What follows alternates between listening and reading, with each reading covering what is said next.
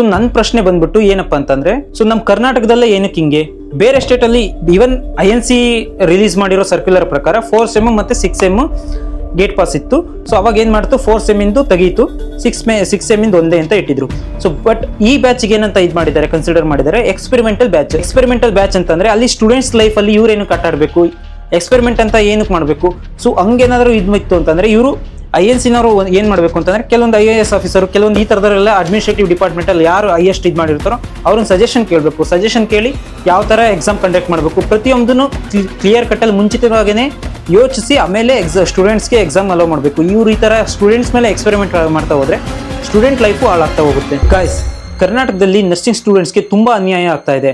ಏನಪ್ಪಾ ಅಂತಂದ್ರೆ RGHS university nursing ಸ್ಟೂಡೆಂಟ್ಸ್ಗೆ ಎಕ್ಸಾಮ್ ಬರೆಯೋಕೆ ಅಲೋ ಮಾಡ್ತಾ ಇಲ್ಲ. ಈವನ್ INC KNC ಇಂದ ಸರ್ಕ್ಯುಲರ್ ಬಂದ್ರು ಸ್ಟೂಡೆಂಟ್ಸ್ಗೆ ಎಕ್ಸಾಮ್ ಬರೆಯೋಕೆ ಅಲೋ ಮಾಡ್ತಾ ಇಲ್ಲ.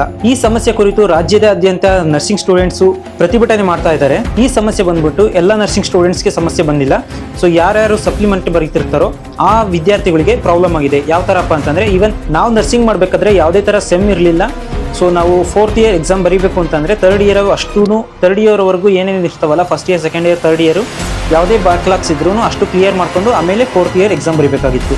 ಸೊ ನಮ್ಮ ಬ್ಯಾಚ್ ಮುಗಿದಾದ್ಮೇಲೆ ಸೊ ಕೆಲವೊಂದು ಈಗಿನ ರೀಸೆಂಟ್ ಬ್ಯಾಚಸ್ ಎಲ್ಲ ಸೆಮಿಸ್ಟರ್ ವೈಸು ಮಾಡಿದ್ದಾರೆ. ಸೊ ಇಯರ್ಲಿ 2 ಸೆಮಿಸ್ಟರ್ಸ್ ಬರ್ತವೆ. ಅವಾಗ INC ಏನು ಮಾಡುತ್ತೆ, 2023 ಬ್ಯಾಚಿಂದ 4th ಸೆಮ್ ಮತ್ತು 6th ಸೆಮ್ಮಿಗೆ ಗೇಟ್ ಪಾಸ್ ಅಂತ ಇಡ್ತಾರೆ. ಗೇಟ್ ಪಾಸ್ ಅಂತ ಅಂದ್ರೆ ಏನಪ್ಪಾ ಅಂದ್ರೆ, ಸೊ 4th ಸೆಮ್ ಬರೆಯೋ ಅಷ್ಟೊತ್ತಿಗೆ ನೀನು 3rd ಸೆಮ್ವರೆಗೂ ಏನೇನು ಇರ್ತಾವಲ್ಲ ಅಷ್ಟು ನೀವು ಕ್ಲಿಯರ್ ಆಗಿರಬೇಕು. 4th ಸೆಮ್ಮಲ್ಲಿ ನೀನು ಅಷ್ಟು ಕ್ಲಿಯರ್ ಇಟ್ಕೊಂಡು ಎಕ್ಸಾಮ್ ಬರೀಬೇಕಾಗಿರುತ್ತೆ. ಸೇಮ್ ಅದೇ ತರ 6th ಸೆಮ್ಮಲ್ಲೂ 5th ಸೆಮ್ವರೆಗೂ ಏನೇನು ಇರ್ತಾವಲ್ಲ ಅಷ್ಟನ್ನು ಮುಗಿಸ್ಕೊಂಡು ಆಮೇಲೆ 6th ಸೆಮ್ ಎಕ್ಸಾಮ್ ಬರೀಬೇಕಾಗಿರುತ್ತೆ.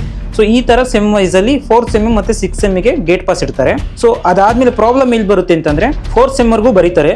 4th ಸೆಮ್ಮಲ್ಲಿ ಬರೆದು ಮತ್ತೆ ಯಾರಾದ್ರೂ ಫೇಲ್ ಆಯ್ತು ಅಥವಾ ಯಾರಾದ್ರೂ ಬ್ಯಾಕ್ಲಾಗ್ಸ್ ಉಳ್ಕೊಂತು ಅಂತಂದ್ರೆ, ಸೊ ಅವಾಗ ಅವರು 5th ಸೆಮ್ಮಲ್ಲಿ ಎಕ್ಸಾಮು ಬರೆಯೋಕ್ಕೆ ಆಗಲ್ಲ. 5th ಸೆಮ್ಮಲ್ಲಿ ಬರೀ 4th ಸೆಮ್ ಯಾವುದು ಬ್ಯಾಕ್ಲಾಗ್ ಇರುತ್ತೋ ಅದು ಮಾತ್ರ ಬರೀಬೇಕು. 5th ಸೆಮ್ಮಿಂದು exam ಬರೆಯೋಕ್ಕಾಗಲ್ಲ. ಅವ್ರು ಏನು ಹೇಳ್ತಿದ್ದಾರೆ, ಫ್ರೆಶ್ ಆಗಿ ಎರಡನ್ನೂ ಬರೆಯೋಕ್ಕಾಗಲ್ಲ ಅಂತ ಹೇಳ್ತಿದ್ದಾರೆ. ಬಟ್ ಆ್ಯಕ್ಚುಲಿ ಏನಂತ ಗೇಟ್ ಪಾಸ್ ಇರೋದು 6th ಸೆಮ್ಮಿಗೆ ಗೇಟ್ ಪಾಸ್ ಇರೋದು. ಸೊ ಅಲ್ಲಿಗೆ 5th ಸೆಮ್ಮಲ್ಲಿ ಏನಾರು ಇರ್ತವ ಅಲ್ಲಿ 5th ಸೆಮ್ವರೆಗೂ ಅಷ್ಟು ಸೆಮ್ಮಿಂದು ಕ್ಲಿಯರ್ ಮಾಡ್ಕೋಬೋದು ಅಂತ ಇರುತ್ತೆ. ಬಟ್ ಇವ್ರು ಏನು ಮಾಡ್ತಿದ್ದಾರೆ ಅಂತಂದರೆ, ಬರೀ ಅದು ಬ್ಯಾಕ್ಲಾಗ್ಸಿಗೆ ಮಾತ್ರ ಅಲೋ ಮಾಡ್ತಾರೆ, 5th ಸೆಮ್ಮಿಂದ ಬರೆಯೋಕ್ಕೆ ಅಲೋ ಮಾಡ್ತಾ ಇಲ್ಲ. ಯೂನಿವರ್ಸಿಟಿನವರು ಅಲೋ ಮಾಡಲಿದ್ದಕ್ಕೆ ಕಾರಣ ಸ್ಟೂಡೆಂಟ್ಸ್ ಕರಿಕ್ಯುಲಮ್ ಬಂದ್ಬಿಟ್ಟು 6 ಮಂತ್ ಎಕ್ಸ್ಟೆಂಡ್ ಆಗ್ತಾ ಇದೆ. ಈ ಸಮಸ್ಯೆ ಕುರಿತು ಯೂನಿವರ್ಸಿಟಿಲಿ ಹೋಗಿ ಕೇಳಿದಾಗ, ಸೊ ಅಲ್ಲಿ ಯಾರು ಇರ್ತಾರಲ್ಲ, ಸೊ ಅವ್ರು ಏನು ಮಾಡಿದ್ದಾರೆ, ಸ್ಟೂಡೆಂಟ್ಗೆ ಸರಿಯಾಗಿ ರೆಸ್ಪಾನ್ಸ್ ಮಾಡಿಲ್ಲ. ಲೈಕ್ ನಿಮಗೆ ಎಕ್ಸಾಮ್ನೇ ಕೊಡಲ್ಲ, ಏನು ಮಾಡ್ಕೊತೀರಾ ಮಾಡ್ಕೋಗಿ, ಆಮೇಲೆ ಲೈಕ್ ಬೇರೆ ಥರ ಒಂಥರ ಕೀಳಾಗಿ ನೋಡಿದ್ದಾರೆ. ಸೊ ಅಲ್ಲಿಂದ ಸ್ಟೂಡೆಂಟ್ಸ್ ಬಂದ್ಬಿಟ್ಟು KNC-ನಲ್ಲಿ ಕೇಳಿದ್ದಾರೆ ಮತ್ತು INC-ನಲ್ಲಿ ಕೇಳಿದ್ದಾರೆ. ವಿತ್ ಮೇಲ್ ಹಾಕಿ, ಲೆಟರ್ ಹಾಕಿ ಎಲ್ಲನೂ ಮಾಡಿದ್ದಾರೆ. ಸೊ INC ಏನು ಮಾಡಿತ್ತೆ, INC ಮತ್ತೆ ಒಂದು ಸರ್ಕ್ಯುಲರ್ ಕೊಟ್ಟಿದ್ದಾರೆ. ಅವ್ರಿಗೆ ಏನಂತ ಹೇಳಿತೆ, ಎಕ್ಸಾಮ್ ಬರೆಯೋಕ್ಕೆ ಅಲೋ ಮಾಡ್ಬೋದು ಅಂತ ಕೊಟ್ಟಿದ್ದಾರೆ. ಸೊ ಅದಾದಮೇಲೆ KNC-ನವ್ರು ಕೇಳಿದ್ದಾರೆ. KNC-ನವರು INC-ನಲ್ಲೇ ಕೊಟ್ಟಿದ್ದಾದ್ಮೇಲೆ KNC-ನವರು ಅಲೋ ಮಾಡಿದ್ದಾರೆ. KNC-ನವರು ಬರಿಬೋದು ಅಂತ ಇದು ಮಾಡಿದ್ದಾರೆ. ಬಟ್ ಯೂನಿವರ್ಸಿಟಿಯಿಂದ ಕಡೆಯಿಂದ ಏನು ಹೇಳ್ತಿದ್ದಾರೆ ಅಂತಂದರೆ, ಪರ್ಟಿಕ್ಯುಲರ್ ಆಗಿ ಅಂತ ಮೆನ್ಷನ್ ಮಾಡಿಲ್ಲ ಅಂತ ಹೇಳ್ಬಿಟ್ಟು ಸ್ಟೂಡೆಂಟ್ಗೆ ಎಕ್ಸಾಮ್ ಬರೆಯೋಕ್ಕೆ ಅಲೋ ಮಾಡ್ತಾ ಇಲ್ಲ. ಈ ಸಮಸ್ಯೆ ಕುರಿತು KNC-ನವ್ರು ಏನು ಹೇಳಿದ್ದಾರೆ ಅಂತಂದರೆ, ಸೊ ಪಿಟಿಷನ್ ಫೈಲ್ ಮಾಡಕ್ಕೆ ಹೇಳಿದ್ದಾರೆ. ಪಿಟಿಷನ್ ಫೈಲ್ ಮಾಡಿದ್ದು ಅಂತಂದರೆ, ಸೊ ಪ್ರಾಬ್ಲಮ್ ಎಲ್ಲಿ ಅಂತ ಆರಾಮ್ಸೆ ಇದಾಗಿ ಮತ್ತೆ ಸ್ಟೂಡೆಂಟ್ಸ್ಗೆ ನ್ಯಾಯ ಸಿಗೋ ತರ ಆಗುತ್ತೆ. ಸೊ ನನ್ನ ಪ್ರಶ್ನೆ ಬಂದ್ಬಿಟ್ಟು ಏನಪ್ಪಾ ಅಂತಂದ್ರೆ, ಸೊ ನಮ್ಮ ಕರ್ನಾಟಕದಲ್ಲೇ ಏನಕ್ಕೆ ಹಿಂಗೆ? ಬೇರೆ ಸ್ಟೇಟ್ ಅಲ್ಲಿ ಈವನ್ INC ರಿಲೀಸ್ ಮಾಡಿರೋ ಸರ್ಕ್ಯುಲರ್ ಪ್ರಕಾರ 4 ಸೆಮ್ ಮತ್ತೆ 6 ಸೆಮ್ ಗೇಟ್ ಪಾಸ್ ಇತ್ತು. ಸೊ ಅವಾಗ ಏನ್ ಮಾಡ್ತು, 4 ಸೆಮ್ ಇಂದು ತೆಗೀತು, 6 ಸೆಮ್ ಇಂದು ಒಂದೇ ಅಂತ ಇಟ್ಟಿದ್ರು. ಸೊ ಬಟ್ ಈ ಬ್ಯಾಚ್ಗೆ ಏನಂತ ಇದು ಮಾಡಿದ್ದಾರೆ, ಕನ್ಸಿಡರ್ ಮಾಡಿದ್ದಾರೆ ಎಕ್ಸ್ಪೆರಿಮೆಂಟಲ್ ಬ್ಯಾಚ್. ಎಕ್ಸ್ಪೆರಿಮೆಂಟಲ್ ಬ್ಯಾಚ್ ಅಂತಂದ್ರೆ ಅಲ್ಲಿ ಸ್ಟೂಡೆಂಟ್ಸ್ ಲೈಫ್ ಅಲ್ಲಿ ಇವ್ರೇನು ಕಟ್ಟಾಡಬೇಕು, ಎಕ್ಸ್ಪೆರಿಮೆಂಟ್ ಅಂತ ಏನಕ್ಕೆ ಮಾಡಬೇಕು. ಸೊ ಹಂಗೇನಾದ್ರು ಇದು ಇತ್ತು ಅಂತಂದ್ರೆ ಇವರು INC-ನವರು ಏನು ಮಾಡಬೇಕು ಅಂತಂದ್ರೆ, ಕೆಲವೊಂದು IAS ಆಫೀಸರ್, ಕೆಲವೊಂದು ಈ ಥರದವರೆಲ್ಲ ಅಡ್ಮಿನಿಸ್ಟ್ರೇಟಿವ್ ಡಿಪಾರ್ಟ್ಮೆಂಟ್ ಅಲ್ಲಿ ಯಾರು ಹೈಯೆಸ್ಟ್ ಇದು ಮಾಡಿರ್ತಾರೋ ಅವ್ರನ್ನ ಸಜೆಷನ್ ಕೇಳಬೇಕು. ಸಜೆಷನ್ ಕೇಳಿ ಯಾವ ಥರ ಎಕ್ಸಾಮ್ ಕಂಡಕ್ಟ್ ಮಾಡಬೇಕು, ಪ್ರತಿಯೊಂದನ್ನು ಕ್ಲಿಯರ್ ಕಟ್ಟಲ್ಲಿ ಮುಂಚಿತವಾಗೇ ಯೋಚಿಸಿ ಆಮೇಲೆ ಸ್ಟೂಡೆಂಟ್ಸ್ಗೆ ಎಕ್ಸಾಮ್ ಅಲೋ ಮಾಡಬೇಕು. ಇವ್ರು ಈ ಥರ ಸ್ಟೂಡೆಂಟ್ಸ್ ಮೇಲೆ ಎಕ್ಸ್ಪೆರಿಮೆಂಟ್ ಮಾಡ್ತಾ ಹೋದ್ರೆ ಸ್ಟೂಡೆಂಟ್ ಲೈಫು ಹಾಳಾಗ್ತಾ ಹೋಗುತ್ತೆ. ಆಮೇಲೆ INC ಏನು ಮಾಡ್ತು ಅಂತಂದ್ರೆ 4th ಸೆಮ್ನ ತೆಗೀತು, 6th ಸೆಮ್ ಒಂದೇ ಕನ್ಸಿಡರ್ ಮಾಡ್ತು ಈಗ. ಸೊ ಇವಾಗ ಏನಾಗುತ್ತೆ ಅಂತಂದ್ರೆ, ಬೇರೆ ಸ್ಟೇಟಾಗಲೆಲ್ಲನೂ ಏನು ಮಾಡ್ತಿದ್ದಾರೆ, ಫಾಲೋ ಮಾಡ್ತಾ ಇದ್ದಾರೆ. 4th ಸೆಮ್ ನೀವು ಬಿಟ್ಟಿದ್ದಾರೆ, ಮತ್ತೆ 5th ಸೆಮ್ಮಲ್ಲೂ ಸ್ಟೂಡೆಂಟ್ಸ್ಗೆ ಎಕ್ಸಾಮ್ ಬರೆಯೋಕ್ಕೆ ಅಲೋ ಮಾಡ್ತಾ ಇದ್ದಾರೆ. 4th ಸೆಮ್ಮಲ್ಲಿ ಏನಾದರೂ ಬ್ಯಾಕ್ಲಾಗ್ ಇತ್ತು ಅಂತಂದರೆ.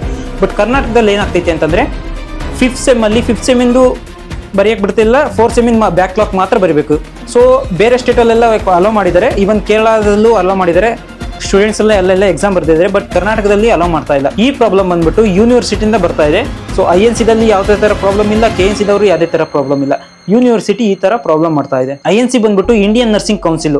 ಸೊ ಈ INC ಪ್ರಕಾರ ಯಾವುದೇ ಥರ ಸರ್ಕ್ಯುಲರ್ ಬಂತು ಅಂದರೆ ಅದನ್ನ ಪ್ರತಿಯೊಂದು ಕಾಲೇಜು, ಪ್ರತಿಯೊಂದು ಯೂನಿವರ್ಸಿಟಿನೂ ಫಾಲೋ ಮಾಡಲೇಬೇಕಾಗಿರುತ್ತೆ. ಬಟ್ RGHS ಮಾತ್ರ ಇದನ್ನ ಫಾಲೋ ಮಾಡ್ತಾ ಇಲ್ಲ. ಸ್ಟೂಡೆಂಟ್ಸ್ಗೆ ಈ ಥರ ಪ್ರಾಬ್ಲಮ್ ಆಗ್ತಾ ಇದೆ. ಸೊ ಈ ವಿಷಯಕ್ಕೆ ಸಂಬಂಧಪಟ್ಟ ಯಾರ್ಯಾರು ಅಧಿಕಾರಿ ಇರ್ತಾರ ಸೊ ಆದಷ್ಟು ಬೇಗ ಒಳ್ಳೆ ನಿರ್ಧಾರ ತಗೊಂಡು ಸ್ಟೂಡೆಂಟ್ಸ್ಗೆ ಎಕ್ಸಾಮ್ ಬರೋಕ್ಕೆ ಅಲೋ ಮಾಡಿ ಒಳ್ಳೆ ನ್ಯಾಯ ಕೊಡಬೇಕಾಗಿ ಕೇಳ್ಕೊತಾ ಇದ್ದೀನಿ. ಕರ್ನಾಟಕ ನರ್ಸಿಂಗ್ ಸ್ಟೂಡೆಂಟ್ಸ್ ಈ ಹೋರಾಟಕ್ಕಾಗಿ ನೀವೇನಾದ್ರೂ ಬೆಂಬಲಿಸಬೇಕು ಅಂತಂದಿದ್ರೆ ಆ ಬ್ಯಾಂಕ್ ಡೀಟೇಲ್ಸ್ ಮತ್ತೆ QR ಕೋಡ್ನ ಇಲ್ಲಿ ಮೆನ್ಷನ್ ಮಾಡಿರ್ತೀನಿ. ಈ ಡೀಟೇಲ್ಸ್ ಮುಖಾಂತರ ನೀವು ನರ್ಸಿಂಗ್ ಸ್ಟೂಡೆಂಟ್ಸ್ಗೆ ಹೆಲ್ಪ್ ಮಾಡಬಹುದಾಗಿರುತ್ತೆ. ಇದೇ ತರ ಹೆಚ್ಚಿನ ವಿಡಿಯೋಸ್ಗಾಗಿ ಗ್ಲೋಬಲ್ ವೈಬ್ಸ್ ಕನ್ನಡ ಯೂಟ್ಯೂಬ್ ಚಾನಲ್ನ ಸಬ್ಸ್ಕ್ರೈಬ್ ಮಾಡಿ. ನೀವೇನಾದ್ರೂ ಜರ್ಮನ್ ಲ್ಯಾಂಗ್ವೇಜ್ ಕಲಿತು ಜರ್ಮನ್ ಅಲ್ಲಿ ವರ್ಕ್ ಮಾಡಬೇಕು ಅಂತ ಅನ್ಕೊಂಡಿದ್ದೀರಾ, ಅದಕ್ಕೋಸ್ಕರ ನಾವು ನಮ್ಮ ಯೂಟ್ಯೂಬ್ ಚಾನಲ್ ಅಲ್ಲಿ ಫ್ರೀ ಆಗಿ ಜರ್ಮನ್ ಲ್ಯಾಂಗ್ವೇಜ್ ಕಲಿಸ್ತಾ ಇದ್ದೀನಿ. ಮತ್ತೆ ಜರ್ಮನ್ ಲೈಫ್ ಸ್ಟೈಲ್ ಯಾವ ತರ ಇರುತ್ತೆ, ಇಲ್ಲಿನ ವರ್ಕ್ ಯಾವ ತರ ಇರುತ್ತೆ ಅನ್ನೋದನ್ನ ಪ್ರತಿಯೊಂದನ್ನು ವಿಡಿಯೋ ಮಾಡಿ ಹಾಕ್ತಾ ಇರ್ತೀನಿ. ಸೊ ಅದಕ್ಕೋಸ್ಕರ ಗ್ಲೋಬಲ್ ವೈಬ್ಸ್ ಕನ್ನಡ ಯೂಟ್ಯೂಬ್ ಚಾನಲ್ನ ಸಬ್ಸ್ಕ್ರೈಬ್ ಮಾಡಿ. ಮತ್ತೆ ಇನ್ಸ್ಟಾಗ್ರಾಮ್ ಪೇಜ್ ಕೂಡ ಫಾಲೋ ಮಾಡಿ, ಲೈಕ್ ಮಾಡಿ, ಶೇರ್ ಮಾಡಿ. Until then, see you in next video.